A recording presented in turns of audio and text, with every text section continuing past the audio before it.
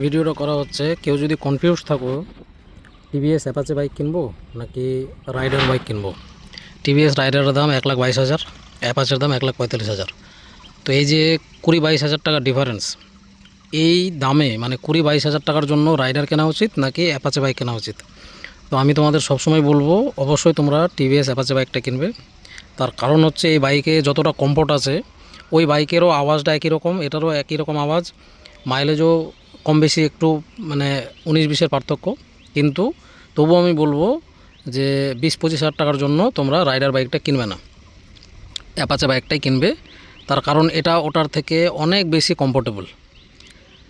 আর এই বাইকের মানে লং জার্নিতে শুধু একটাই অসুবিধা কি, যে একটু ভাইব্রেশন সৃষ্টি হয়, যার কারণে হাত পাগুলো ব্যথা করে।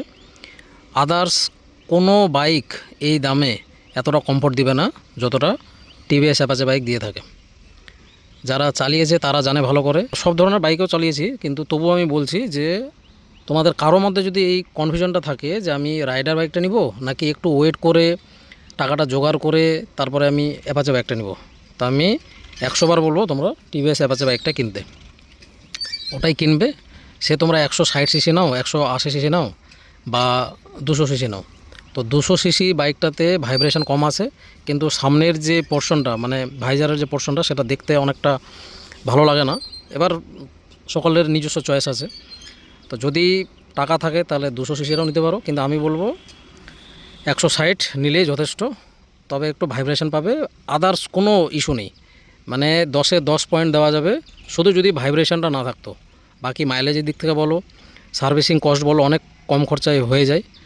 আর মাইলেজ বলো, কমফোর্ট বলো, সব দিক থেকে বেস্ট। তো এটা ছিল আমার মতামত। এটা শুধুমাত্র ওদের জন্য ভিডিওটা করা যে রাইডার নিব নাকি অ্যাপাচে নিব। তো কনফিউশনটা আশা করি ক্লিয়ার করতে পেরেছি। সবথেকে বেস্ট পার্ট, যে কোনো হাইটের ছেলে, সে তার হাইট 4 ফিট হোক, 5 ফিট, 6 ফিট, সবাই এটা কমফোর্টেবলি চালাতে পারবে। সিটিং পজিশনও খুব ভালো এবং আরামদায়ক।